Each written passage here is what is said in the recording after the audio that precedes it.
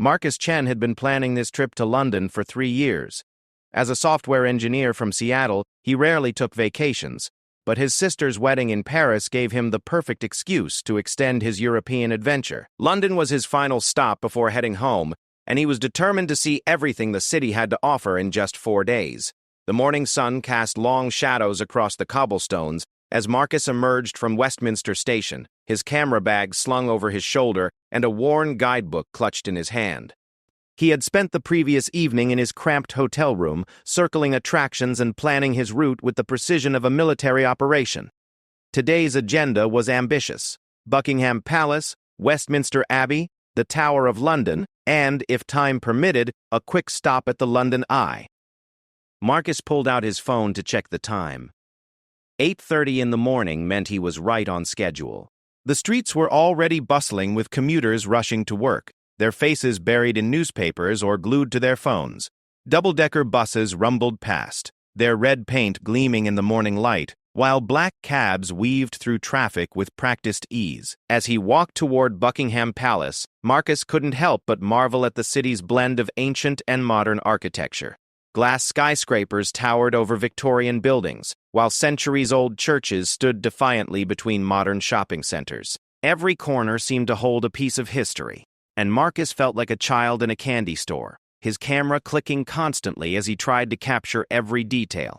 The crowds grew thicker as he approached the palace. Tour groups clustered around guides holding colorful umbrellas, their voices creating a multilingual symphony that filled the air.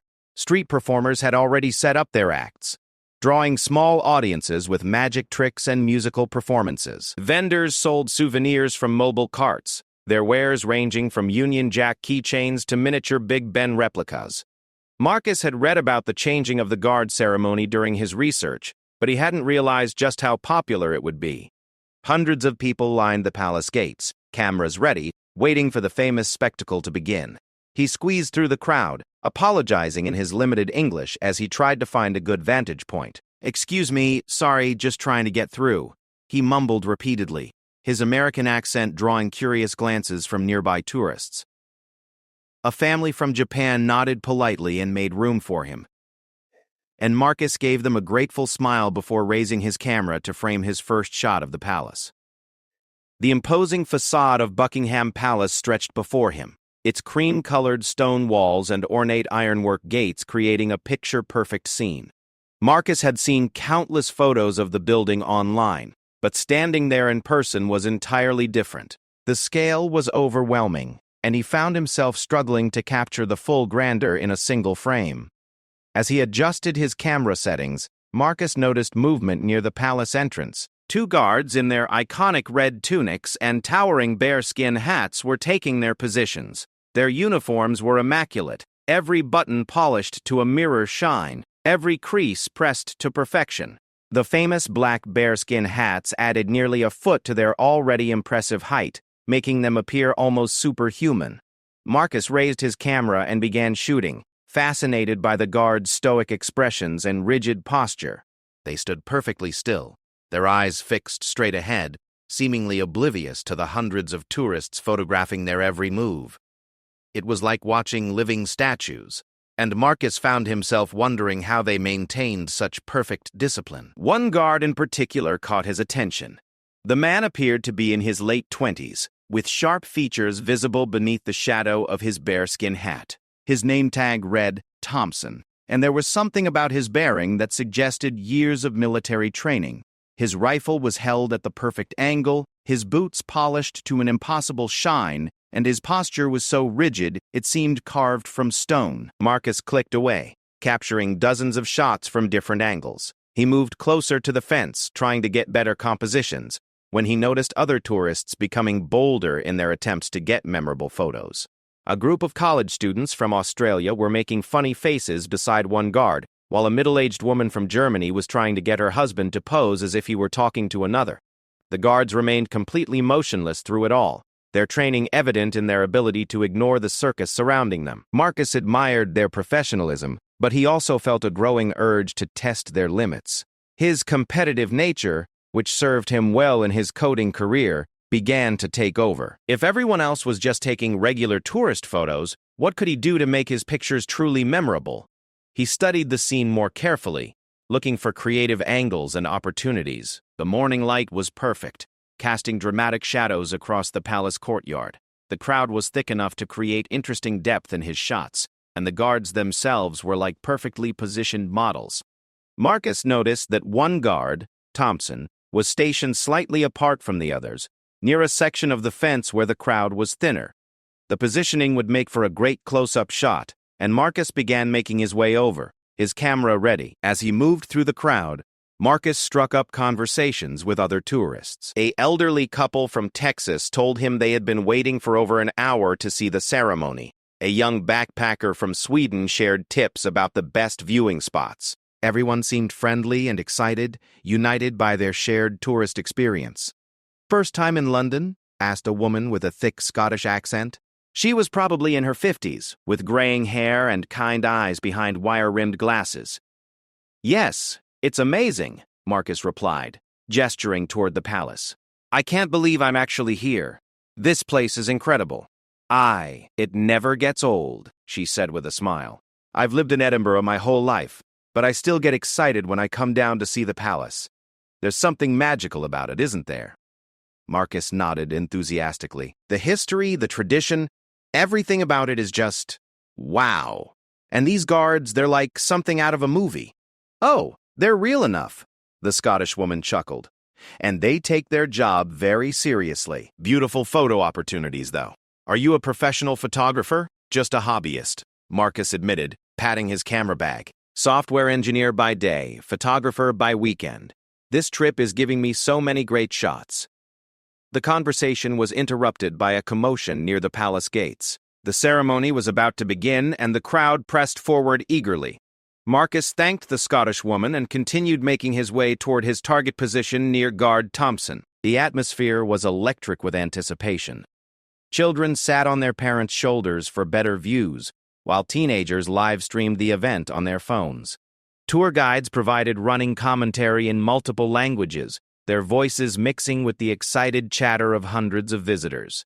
Marcus found himself thinking about how different this experience was from his usual routine back in Seattle. His days were typically spent in front of computer screens, debugging code and attending meetings in sterile office buildings. The sensory overload of London, the sounds, smells, and sights, was both overwhelming and exhilarating. He had always been interested in photography as a creative outlet, a way to balance the logical, technical aspects of his work life. But standing there in front of Buckingham Palace, surrounded by history and pageantry, he felt inspired in a way he had never experienced before. This wasn't just about taking pretty pictures. It was about capturing a moment in time, preserving memories that would last forever. As he finally reached his desired position near guard Thompson, Marcus took a moment to study the man more closely. Up close, the guard's uniform was even more impressive. Every detail was perfect, from the intricate braiding on his tunic to the precise angle of his rifle. The bearskin hat must have weighed several pounds, yet Thompson showed no sign of strain or discomfort. Marcus raised his camera and began shooting again, experimenting with different focal lengths and compositions. The guard remained perfectly still, his gaze fixed on some distant point beyond the crowd. It was remarkable how he could maintain such focus, despite the chaos surrounding him. Other tourists were also gathering in the area, drawn by the same photographic opportunities that had attracted Marcus. A family from Italy was taking turns posing near the guard, while a group of Japanese businessmen discussed camera settings in hushed tones. The atmosphere was respectful but excited, everyone aware they were witnessing something special. Marcus noticed that some tourists were getting quite close to the guards, though all maintained a respectful distance from the actual fence line. The security barriers were clearly marked, and while tourists could approach fairly closely, there were obvious boundaries that everyone seemed to understand and respect. The morning sun continued to climb higher, and Marcus realized he was getting some truly spectacular shots.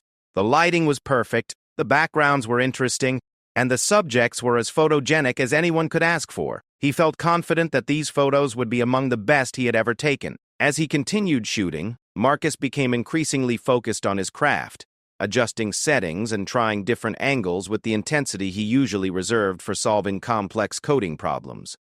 The world around him seemed to fade away as he lost himself in the creative process.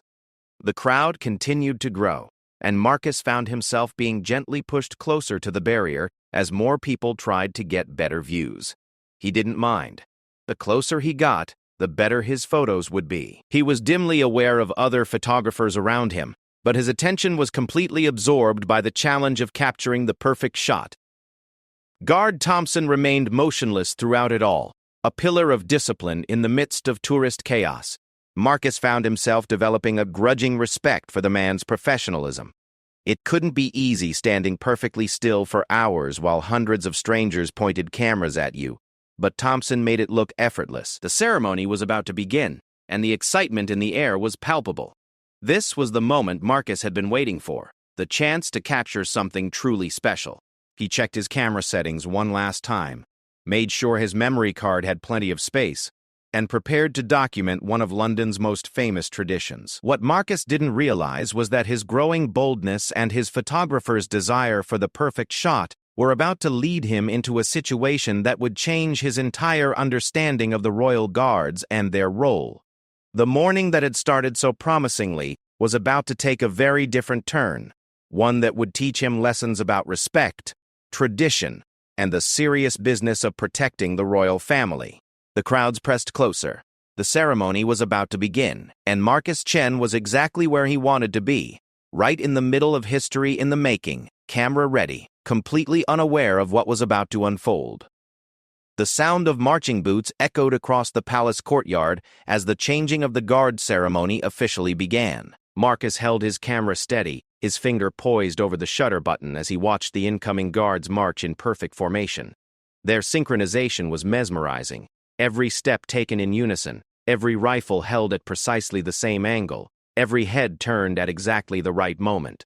The crowd fell silent, except for the persistent clicking of cameras and the occasional whispered comment. Marcus found himself holding his breath as he watched the spectacle unfold. This was real history happening right in front of him, a tradition that had been performed for centuries with the same precision and pageantry he was witnessing now. Guard Thompson remained in his position, still as a statue despite the activity around him. Marcus continued photographing him, fascinated by the man's unwavering discipline. How did someone train themselves to stand so perfectly still for such long periods? What kind of mental strength did it require to maintain that level of focus while surrounded by distractions? As the ceremony progressed, Marcus noticed the subtle interactions between the guards. Though they appeared motionless to the casual observer, there were tiny signals passing between them, a slight shift of the eyes, an almost imperceptible nod. It was like watching a carefully choreographed dance performed by people who had trained together for years. The incoming guards approached with measured steps, their boots clicking against the pavement in a rhythm that seemed to echo through Marcus's chest. Their uniforms were identical to those of the guards they were replacing, but Marcus could see slight differences in their faces, their builds, their personal characteristics that made each man unique, despite the uniformity of their appearance. Marcus moved slightly to get a better angle, trying to capture both the stationary guards and the approaching ceremony. The crowd shifted around him, and he found himself pressed closer to the barrier fence. Other photographers were doing the same thing, everyone trying to optimize their positions for the best shots. A tour guide near Marcus was explaining the ceremony to her group in a mixture of English and French. "The Queen's Guard has been protecting the royal family since 1660, she said, her voice carrying easily over the crowd noise. "These men are not just for show. They are active-duty soldiers from some of Britain's most elite regiments. The bearskin hats you see are made from real Canadian black bear fur and can cost over £600 each." Marcus listened with interest while continuing to shoot. He had read some basic information about the guards in his guidebook, but hearing the details from an expert made the experience more meaningful. These weren't just costumed performers putting on a show for tourists. They were real soldiers with real responsibilities.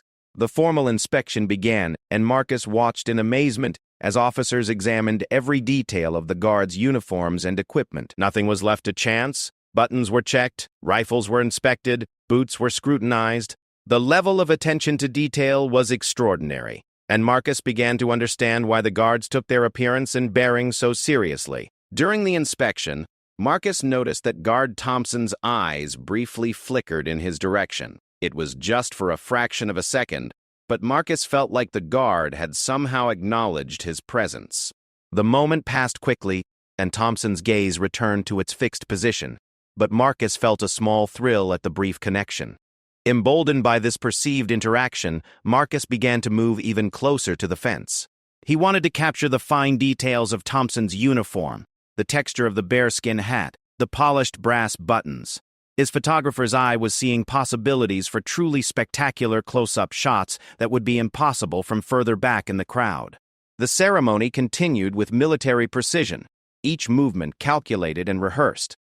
Marcus found himself swept up in the pageantry, his camera clicking constantly as he tried to document every moment. The morning light was perfect, creating dramatic contrasts between the bright red tunics and the dark shadows cast by the bearskin hats. Other tourists were also becoming more adventurous with their photography. Marcus noticed a young man with a selfie stick trying to get himself and one of the guards in the same frame.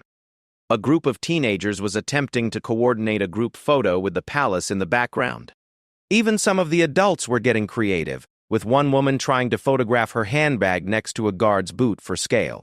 The guards maintained their composure throughout all of this, their training evident in their ability to ignore the increasingly bold behavior of the tourists. Marcus admired their professionalism, but he also felt a growing competitive urge. If everyone else was pushing boundaries, why shouldn't he? His photos needed to stand out from the hundreds of similar images being taken by every other tourist. He studied the scene more analytically, his programmer's mind looking for ways to optimize his approach. The lighting was good, but it could be better from a slightly different angle. The background was interesting, but a lower shooting position might create more dramatic perspectives. Most importantly, he needed to get closer to his subject to capture the level of detail that would make his photos truly special. Marcus began to edge closer to the barrier fence, using his telephoto lens to frame tighter shots of guard Thompson. The man's face was partially shadowed by his hat, creating a mysterious, almost heroic appearance that would look fantastic in black and white. Marcus could already envision these photos in his portfolio, maybe even printed and framed for his apartment back home. The ceremony reached its climax as the old guard began to march away and the new guard took their positions. The precision of the handover was breathtaking. Every movement had been practiced thousands of times until it became as natural as breathing. Marcus found himself genuinely moved by the display of tradition and discipline. As the departing guards marched past, Marcus lowered his camera for a moment to simply watch and absorb the experience. This was why he traveled, why he pushed himself out of his comfortable routine to explore new places and cultures. Moments like this couldn't be experienced through photos or videos online. They had to be lived firsthand.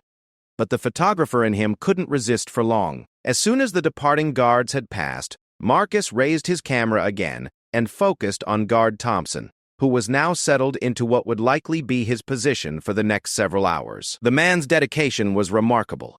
Marcus couldn't imagine standing perfectly still for such long periods, especially while being constantly photographed and scrutinized by strangers.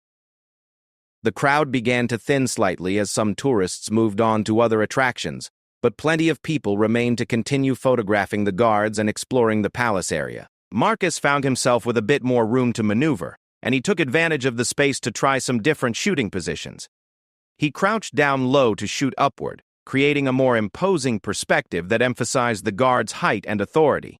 He moved to different sides to capture various angles of the uniform details. He experimented with different focal lengths, from wide shots that included the palace architecture to extreme close-ups that focused on individual elements like the rifle or the brass buttons. With each shot, Marcus felt his confidence growing. These were definitely going to be some of his best travel photos ever. The combination of perfect lighting, fascinating subject matter, and his improving technique was creating magic. He could already imagine showing these images to his colleagues back home, maybe even submitting them to photography contests. As he continued shooting, Marcus became increasingly focused on his craft. The noise of the crowd faded into background as he concentrated on composition, exposure, and timing. This was the state of flow that he loved about photography, when technical skills and creative vision combined to create something greater than the sum of their parts. Guard Thompson remained the perfect subject, his stillness contrasting beautifully with the movement and energy of the tourists around him. Marcus found himself studying every detail of the man's appearance, from the way the morning light caught the brass buttons to the subtle texture of the red wool tunic. The bearskin hat was particularly fascinating from a photographic standpoint. The dense black fur created interesting shadows and textures that changed depending on the angle and lighting. Marcus experimented with different ways of capturing this detail, sometimes including the hat in wider shots of the guard's full figure, sometimes zooming in to focus on the texture and craftsmanship. Other photographers in the area were clearly having similar thoughts. Marcus noticed a professional-looking woman with an expensive camera system working the same angles he was exploring. An elderly man with multiple lenses was methodically documenting every aspect of the guards' uniforms and equipment. Even some of the tourists with smartphones were getting surprisingly creative with their compositions. The competitive aspect of Marcus's personality began to kick in more strongly. He had always been driven to excel, whether in his programming career or his hobbies. Simply taking good photos wasn't enough. He wanted to take the best photos.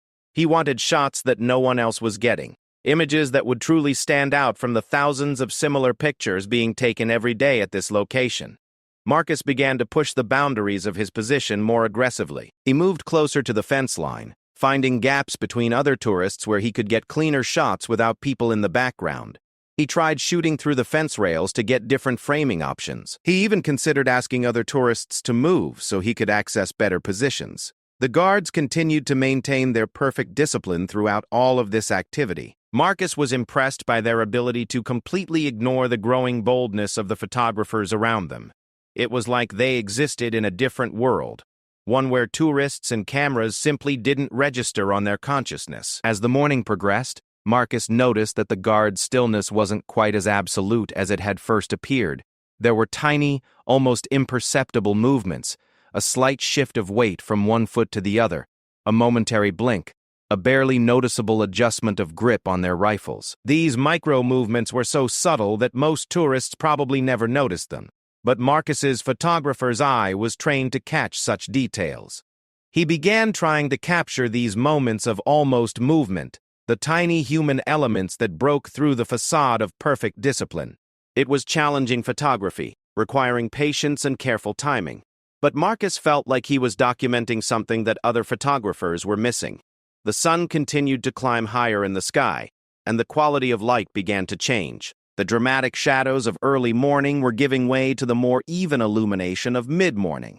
Marcus adjusted his camera settings accordingly, always chasing the perfect exposure and the most flattering light for his subjects. Guard Thompson remained in position, still the focal point of Marcus's attention. The man's dedication was truly remarkable, and Marcus found himself developing a kind of professional respect for the guard's commitment to his role. It took real discipline to maintain such perfect bearing for hours at a time, especially under the constant scrutiny of tourists.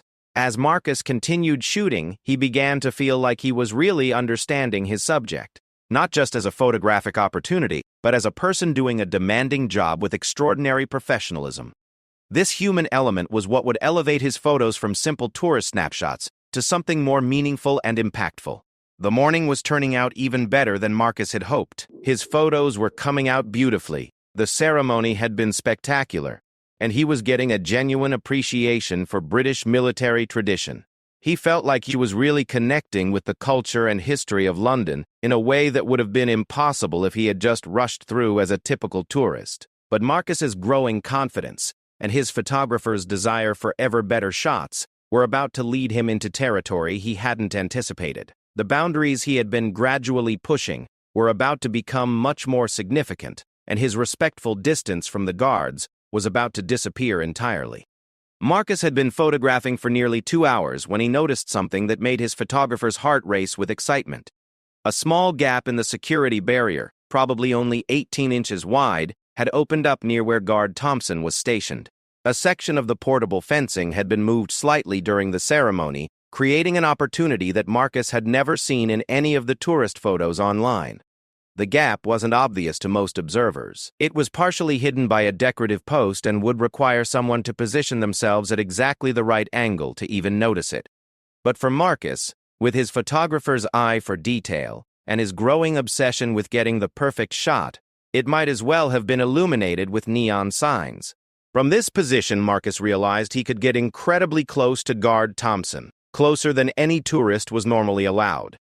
The shots would be unprecedented, showing details of the uniform and the man himself that simply weren't possible from the standard viewing areas. His mind raced with the possibilities, extreme close-ups of the intricate uniform details, the texture of the bearskin hat, maybe even a reflection in the polished brass buttons.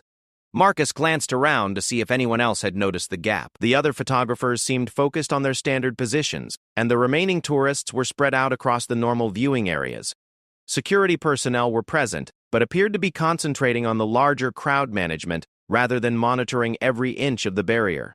The competitive programmer in Marcus began analyzing the situation like a problem to be solved. Risk versus reward, timing, positioning, all the same analytical skills he used in his day job could be applied here. The potential reward was enormous, photos that would be unlike anything anyone else was getting. The risk seemed minimal.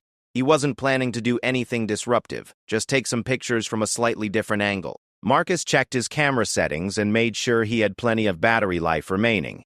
If he was going to do this, he wanted to be ready to make the most of the opportunity. He adjusted his telephoto lens to its sharpest aperture setting and made sure his memory card had space for dozens of high-resolution images. Guard Thompson continued to stand at attention, completely unaware of Marcus's growing plans. The man's discipline remained perfect, his gaze fixed straight ahead, his rifle held at precisely the correct angle. From this distance, Marcus could see details that weren't visible from the normal tourist areas, the individual stitches on the uniform, the way the morning light created subtle color variations in the red fabric, the almost imperceptible rise and fall of the guard's breathing. Taking a deep breath, Marcus began to move toward the gap. He walked casually, trying not to draw attention to himself, just another tourist looking for a better photo angle. His heart was beating faster than usual, a combination of excitement and nervousness that reminded him of the adrenaline rush he felt when solving particularly challenging coding problems. As he got closer to the gap, Marcus could see even more detail in Guard Thompson's appearance. The man was probably in his late 20s, with sharp, intelligent eyes, and the kind of weathered face that suggested significant military experience. His uniform fit perfectly, every element precisely positioned and maintained. The bearskin hat added such height that Marcus had to tilt his camera up significantly to capture the guard's full figure. Other tourists continued their photography from the standard positions, unaware that Marcus was about to access a vantage point they couldn't imagine. He felt a surge of pride at his observational skills and boldness. This was what separated serious photographers from casual snapshooters: the willingness to go the extra mile, to see opportunities that others missed. Marcus reached the gap and paused, looking around once more to make sure he wasn't about to cause any problems. The security personnel were still focused elsewhere, and none of the other tourists seemed to have noticed his movement. Guard Thompson, of course, remained completely still, his trained discipline preventing him from reacting to the approaching tourist. Stepping through the gap felt like crossing into forbidden territory, and Marcus felt his pulse quicken with excitement. He was now inside the normally restricted area, closer to a Queen's Guard than probably any tourist had ever been during an active duty period. The perspective was incredible. He could see details of the uniform that were completely invisible from the public viewing areas. Marcus raised his camera and began shooting immediately, not wanting to waste a second of this unprecedented opportunity. The close-up shots were even better than he had imagined. Every brass button was sharp and clear. Every piece of braiding was perfectly defined. Every detail of the magnificent uniform was captured with stunning clarity. Guard Thompson's profile was magnificent from this angle. Marcus could see the subtle play of light and shadow across the man's face, the texture of his skin, even individual eyelashes beneath the shadow of the bearskin hat. These were the kind of portraits that photography magazines featured, the shots that won contests and launched careers. The bearskin hat was particularly spectacular up close. Marcus had never realized how thick and luxurious the fur was, or how carefully it was shaped and maintained. Each individual hair seemed to catch the light differently, creating a rich tapestry of blacks and deep browns that would look incredible in high-resolution prints. Marcus worked quickly, but carefully, trying to capture as many different angles and compositions as possible before anyone noticed his unusual position. He shot both horizontal and vertical orientations, tried different focal lengths, and experimented with various depth of field settings. Every shot was a masterpiece in the making. The guard's rifle was another fascinating subject for close-up photography. Marcus could see the intricate details of the metalwork, the careful maintenance that kept every surface spotless, the precision with which every component was assembled. The weapon was clearly a working piece of military equipment, not just a ceremonial prop. As he continued shooting, Marcus became increasingly bold with his positioning. He moved slightly to get different angles, tried shooting from a lower position to emphasize the guard's imposing height, and even considered whether he could capture some shots that included both the guard and the palace architecture in a single frame. But Thompson's discipline remained absolute throughout all of this activity. The man showed no sign of awareness that a tourist was now standing just feet away from him, photographing him from angles that no visitor was supposed to access. His training was clearly so thorough that he could ignore even the most unusual distractions. Marcus felt a growing admiration for the guard's professionalism, but also a photographer's frustration with his subject's complete stillness. While the discipline was impressive, it also made for static photography. Marcus began to wonder what it would take to get some kind of reaction, some tiny sign of life that would add human interest to his shots. The morning sun had climbed higher, and the lighting conditions continued to change. Marcus adjusted his camera settings accordingly, always chasing the perfect exposure. The side lighting was creating beautiful rim effects on the guard's uniform, highlighting the texture of the fabric and the three-dimensional quality of the braiding and buttons. Other tourists were still photographing from the standard areas, but Marcus noticed that a few people were starting to look in his direction with curiosity. His unusual position was beginning to attract attention, and he realized he probably didn't have much time left before someone, either security or other tourists, would notice what he was doing. This realization made Marcus even more focused on his photography. He worked faster, trying to capture every possible shot while he still had access to this incredible position. The photos he was getting were beyond his wildest expectations, better than anything he had ever shot before. Guard Thompson's face in profile was particularly compelling. Marcus could see the concentration in the man's expression, the slight tension around his eyes that suggested the mental effort required to maintain such perfect discipline. These details added humanity to what could otherwise be just photographs of a uniform and equipment. Marcus began to experiment with even closer compositions, filling his frame entirely with portions of the guard's uniform or equipment. The brass buttons became abstract compositions of light and reflection. The bearskin hat became a study in texture and shadow. The rifle became a demonstration of precision manufacturing and careful maintenance.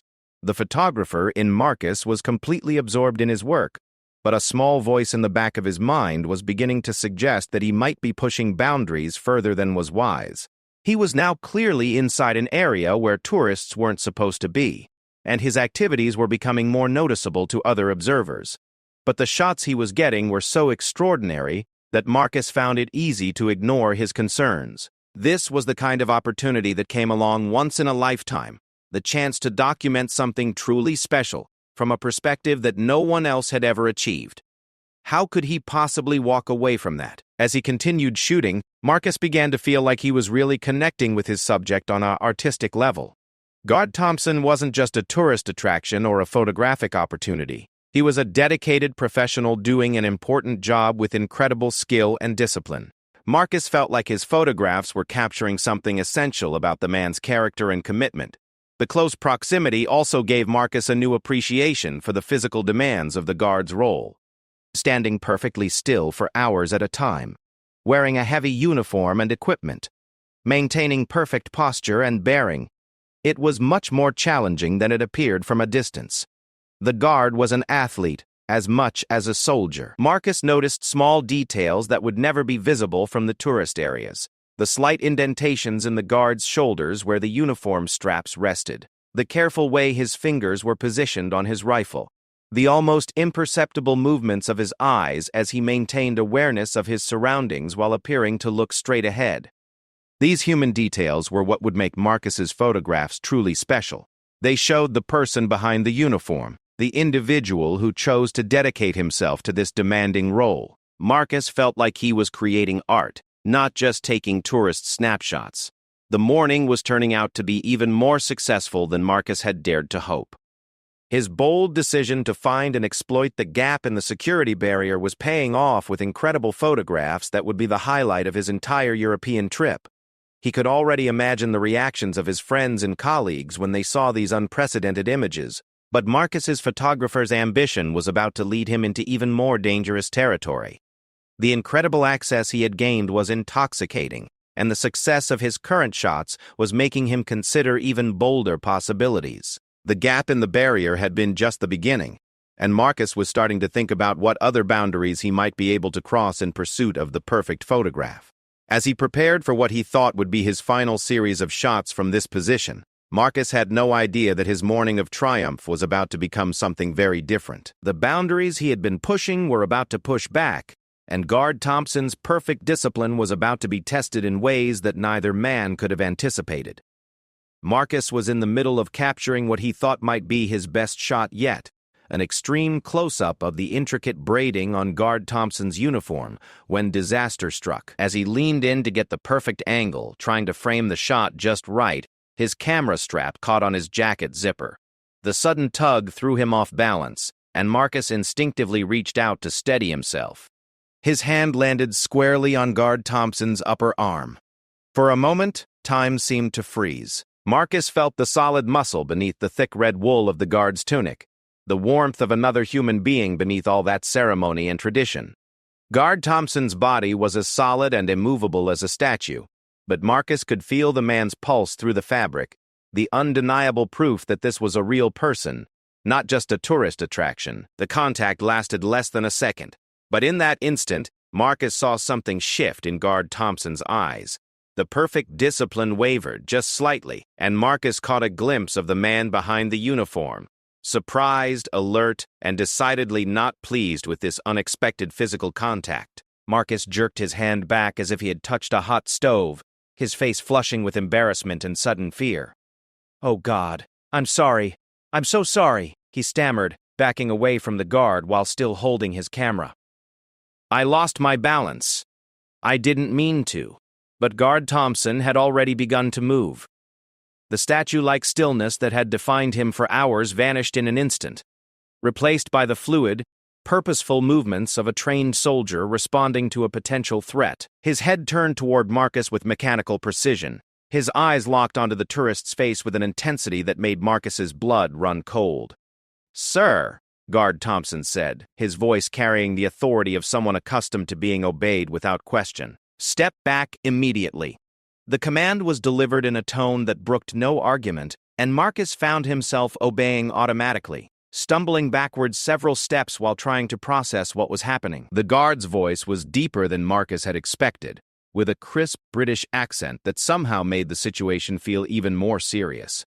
Other tourists in the area began to notice the commotion. Heads turned, cameras swung in their direction, and Marcus could hear the excited whispers of people realizing that something unusual was happening.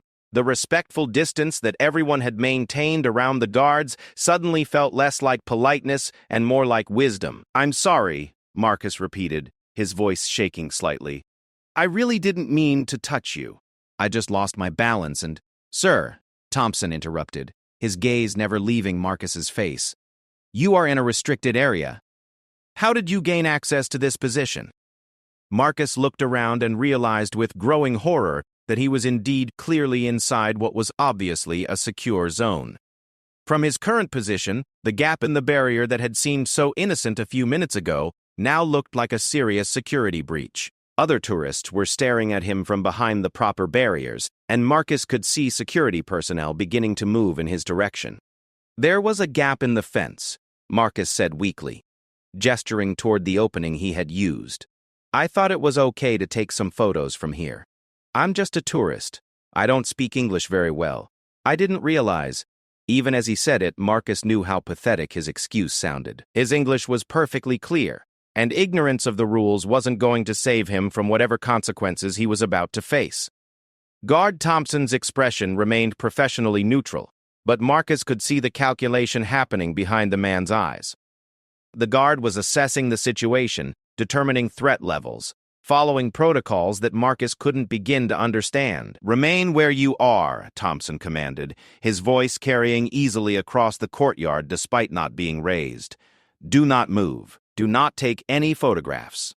The authority in the guard's voice was absolute, and Marcus found himself frozen in place, as effectively as if he had been physically restrained. He lowered his camera and held his hands slightly away from his body, trying to appear as non-threatening as possible. Security personnel were definitely approaching now. Marcus could see at least 3 uniformed officers moving through the crowd with purpose, their radios crackling with communications he couldn't understand. The festive atmosphere of the morning had evaporated, replaced by a tension that made every tourist in the area aware that something serious was happening. "What's going on?" asked a woman with a German accent, her voice carrying across the suddenly quiet courtyard. "Someone touched the guard," replied another tourist, his words spreading through the crowd like wildfire. That American guy touched one of the Queen's guards. Marcus felt his face burning with embarrassment as he realized he had become the center of attention for entirely the wrong reasons. Dozens of cameras that had been focused on the guards were now pointed at him, documenting his humiliation for posterity. His dream of taking spectacular photos was turning into a nightmare of becoming the subject of other people's spectacular photos. Guard Thompson maintained his position, but had clearly transitioned from ceremonial duty to active security mode. His rifle remained at the ceremonial angle, but his entire bearing had changed.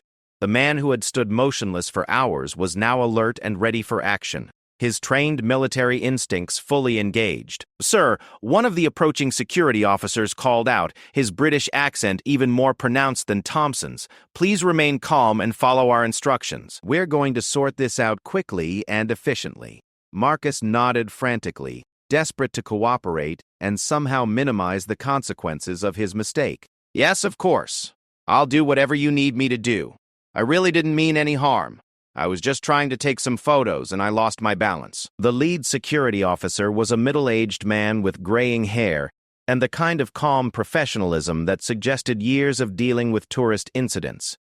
His uniform was different from the guards, more practical and less ceremonial, but his authority was unmistakable. "What's your name, sir?"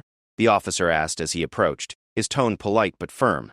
"Marcus Chen," Marcus replied immediately. "I'm from Seattle, in the United States. I'm here on vacation, just sightseeing." "This is all just a terrible misunderstanding." "Mr. Chen," the officer said, pulling out a small notebook, "can you explain how you came to be in this restricted area?" Marcus pointed toward the gap in the barrier, which now looked much more obvious and significant than it had when he had first spotted it. "There was an opening there, and I thought it was okay to get closer for photos. In America, barriers are usually more clearly marked, and I didn't realize I was crossing into an area where I wasn't allowed." The officer looked toward the gap and spoke into his radio in a low voice that Marcus couldn't understand. Within seconds, another security team member was moving to close the opening, dragging additional barrier sections into place. "Mr. Chen," the officer continued, "you made physical contact with one of Her Majesty's guards. Can you explain how that happened?" The question made Marcus feel sick to his stomach. Put that way, his actions sounded deliberate and threatening rather than accidental and innocent.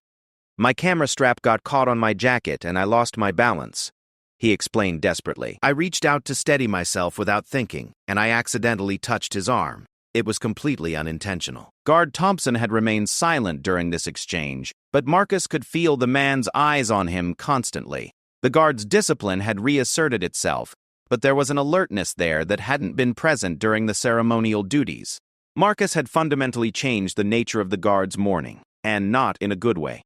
Other tourists were keeping their distance now, but many were still watching and photographing the incident. Marcus realized with growing horror that his mistake was being documented by dozens of people and would probably end up on social media within hours. His embarrassing encounter with British security would become entertainment for strangers around the world. "Mr. Chen," the security officer said, "I'm going to need to see your identification and ask you to come with us for a brief interview. This is standard procedure when there's been unauthorized access to a restricted area." Marcus's heart sank as he reached for his passport. What had started as an innocent photography session was turning into a serious legal situation. He had visions of missing his flight home, spending time in a British jail, or being banned from entering the country ever again. "Am I under arrest?" he asked quietly, trying not to let his voice shake. "Not at this time," the officer replied professionally. "We just need to document the incident and make sure there was no malicious intent. If you cooperate fully, we should be able to resolve this quickly."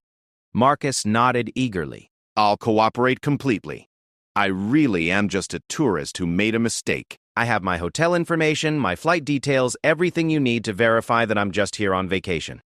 As he handed over his passport, Marcus caught Guard Thompson's eye for just a moment. The guard's expression was unreadable, but Marcus thought he detected something that might have been sympathy beneath the professional sternness. Thompson was probably only a few years younger than Marcus, and perhaps he understood that this was a case of tourist ignorance rather than malicious intent. The security officer examined Marcus's passport carefully, speaking into his radio again and apparently running some kind of background check.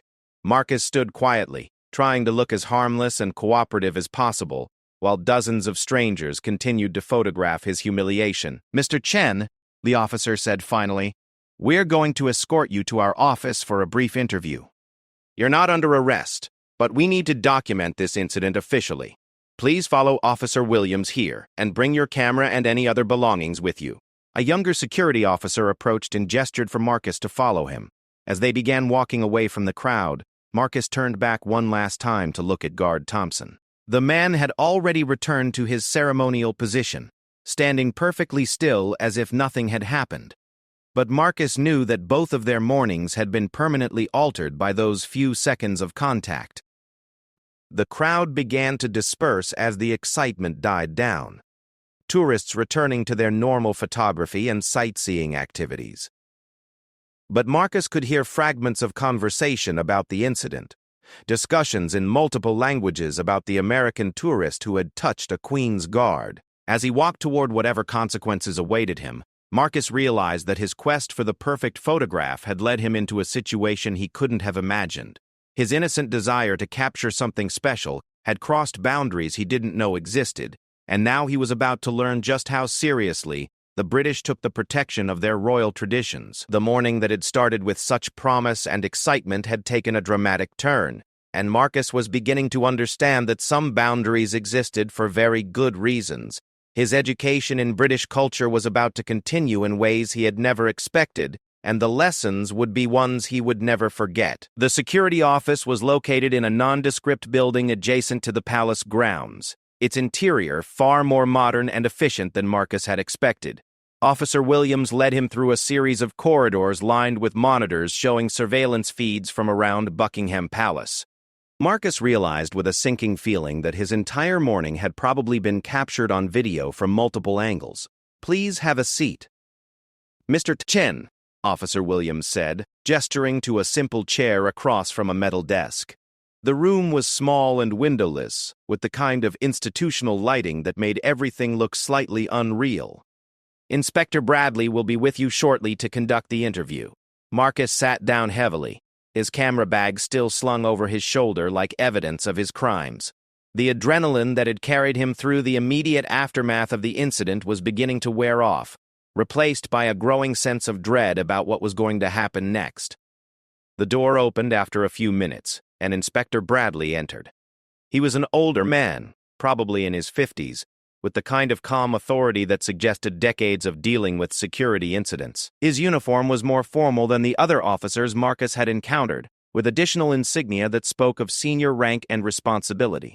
"Chen," Inspector Bradley said as he settled into the chair across from Marcus, "I've reviewed the preliminary report of this morning's incident. Before we begin the formal interview, I want to assure you that we understand this appears to have been an accident rather than a deliberate security breach." Marcus felt a wave of relief wash over him. "Thank you, Inspector. I really want to emphasize that I never intended to cause any problems. I'm just a tourist who made a very poor decision." Inspector Bradley opened a thick folder and pulled out several photographs, high-resolution security camera images showing Marcus's entire morning at the palace. The quality was remarkable. Marcus could see himself moving through the crowd, approaching the barrier, finding the gap, and eventually making contact with Guard Thompson. "These images tell quite a story, Mr. Foote." "Chen," the inspector said, laying them out on the desk. "We can see your arrival this morning, your photography activities, and your gradual movement toward the restricted area. What I'm most interested in understanding is your decision-making process. Help me understand how you went from being a respectful tourist to being inside our security perimeter." Marcus looked at the photographs with growing embarrassment. Seen from this perspective, his actions looked much more calculated and deliberate than they had felt in the moment. The images showed him clearly studying the barriers, identifying the gap, and making a conscious choice to exploit it. "I'm a photographer," Marcus explained, his voice sounding weak even to himself. "Not professional, just a hobbyist, but I take it seriously. When I saw that gap in the barrier, I thought it was an opportunity to get some unique shots that other tourists couldn't get. I convinced myself it was just a minor boundary crossing, not a serious security issue." Inspector Bradley nodded thoughtfully. The gap in the barrier was the result of equipment being moved during the ceremony setup. It should have been closed immediately, but human error resulted in it remaining open for approximately 45 minutes. You weren't the only one to notice it, but you were the only one who chose to exploit it. This information made Marcus feel even worse. Other people had seen the same opportunity he had, but they had possessed the good judgment not to take advantage of it. His competitive photographer's instincts had led him to make a choice that others had wisely avoided. "Can you help me understand your thought process when you made physical contact with Guard Thompson?" the inspector continued. "The video shows you reaching out deliberately, not falling or stumbling." Marcus closed his eyes, trying to remember exactly what had happened in those crucial seconds. "My camera strap got caught on my jacket zipper and it pulled me off balance," he said slowly. "I reached out instinctively to steady myself, and Guard Thompson was right there. I didn't consciously choose to touch him. It was just an automatic reaction to losing my balance." The inspector studied one of the photographs more closely. "The images support that explanation, Mr. Chen. We can see the camera strap tension and your off-balance posture. What concerns us more is how you came to be close enough to Guard Thompson for this contact to occur in the first place." Marcus knew there was no good answer to that question. His proximity to the guard had been the result of a series of increasingly poor decisions, each one seeming reasonable at the time but adding up to a serious security breach. "I realize now that I was completely wrong," Marcus said quietly. "I got so focused on taking good photographs that I lost sight of appropriate boundaries. I treated the guards like they were tourist attractions instead of real people doing an important job." Inspector Bradley made notes in his folder, occasionally referring back to the photographs. "Mr. Chen, I want you to understand the seriousness of what occurred this morning. The Queen's Guard are not performers or tourist attractions. They are active military personnel responsible for the security of the royal family and royal residences. Any unauthorized contact with them is treated as a potential security threat." The weight of this explanation hit Marcus like a physical blow. He had been thinking of his actions in terms of tourist etiquette and photography ethics, but the reality was much more serious. He had interfered with people responsible for protecting the royal family. "I had no idea," Marcus said, his voice barely above a whisper. "I thought they were mostly ceremonial, like the guards at other tourist attractions I've visited. I didn't realize they were actual security personnel. Each of those guards is a trained soldier who has undergone extensive security clearance procedures," the inspector explained. "They carry loaded weapons and have the authority to use force if necessary to protect the royal family.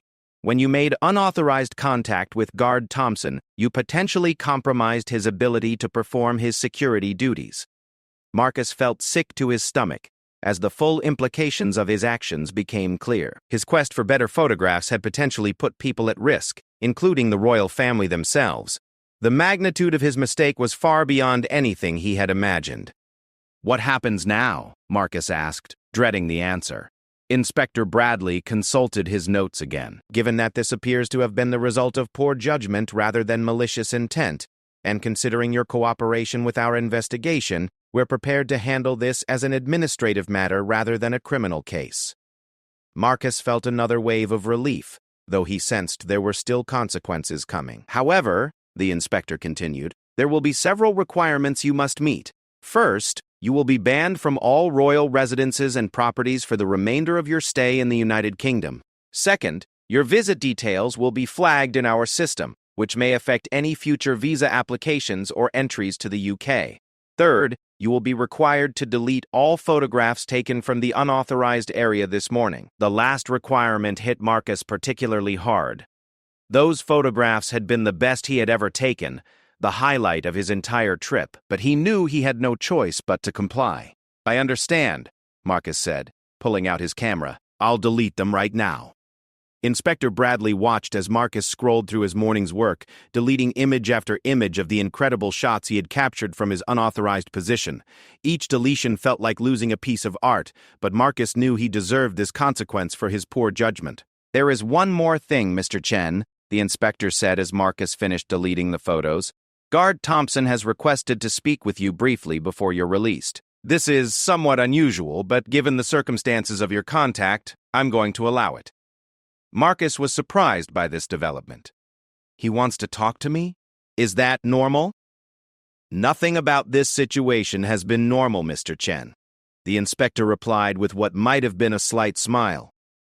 "But Guard Thompson is a professional soldier who takes his responsibilities seriously. He has something he wants to say to you." A few minutes later, Guard Thompson entered the room, still in his full ceremonial uniform, but with his bearskin hat removed. Without the imposing headgear, he looked younger and more human, though still clearly a disciplined military professional. "Mr. Chen," Thompson said, extending his hand. "Guardsman James Thompson, Grenadier Guards." Marcus shook the offered hand, still not quite believing this was happening. "Marcus Chen, I want to apologize again for this morning. I never intended to interfere with your duties or cause any problems." Thompson nodded formally. "I accept your apology, Mr. Chen. Inspector Bradley has explained that your contact was accidental, the result of losing your balance. However, I want to make sure you understand what you actually did this morning." Marcus braced himself for another lecture about security protocols and royal protection. "When you made contact with me," Thompson continued, "you forced me to break my ceremonial position for the first time in 3 years of guard duty. You caused a security alert that required 5 officers to respond. You created a situation that had to be documented and reported up through multiple levels of command. Most importantly, you demonstrated to any potential threats that the security perimeter around the guards can be breached." Each point hit Marcus like a physical blow. He had caused far more disruption than he had realized, with consequences extending well beyond his own embarrassment. "But," Thompson continued, "I also want you to understand something else. After reviewing the security footage and speaking with Inspector Bradley, it's clear that your actions were the result of ignorance rather than malice. You're not the first tourist to make poor decisions around the palace, and you unfortunately won't be the last." Thompson paused, seeming to choose his words carefully. "What impressed me was your immediate cooperation once you realized your mistake. You could have tried to run or argued with the officers, but instead you took responsibility for your actions. That speaks well of your character, even if your judgment was lacking." Marcus felt unexpected tears welling up in his eyes. After hours of feeling like a criminal, this acknowledgement of his basic decency was almost overwhelming. "The guards you saw this morning," Thompson continued, "we're all people with families, hopes, and dreams, just like you. We've chosen to serve our country and protect our royal family, and we take that responsibility very seriously. When tourists treat us like tourist attractions instead of human beings, it makes our job more difficult and less meaningful." Marcus nodded, understanding flooding through him. "I see that now. I'm truly sorry for treating you that way. You deserve much more respect than I showed you this morning." Thompson extended his hand again. "I hope you'll remember this experience, Mr. Chen, and perhaps share it with other travelers. Help them understand that the people they encounter in their travels are real human beings, not just photo opportunities." As Marcus shook the guard's hand again, he realized that this conversation was worth more than all the photographs he had been forced to delete. He had learned something profound about respect, responsibility, and the impact of his actions on others. An hour later, Marcus found himself back on the streets of London, his camera bag feeling strangely light without the spectacular photos he had briefly possessed. His remaining time in the city would be spent far from any royal properties, but he found himself oddly grateful for the experience. He had come to London seeking the perfect photograph, but he was leaving with something much more valuable: a deeper understanding of respect, responsibility, and the real cost of crossing boundaries that exist for good reasons. It was a lesson that would stay with him far longer than any photograph ever could. As he walked through the busy London streets, Marcus began composing the story he would tell when he got home, not about the photographs he had taken, but about the lesson he had learned from a professional soldier who had shown him grace in the midst of his mistake. Some souvenirs, Marcus realized, were worth far more than pictures.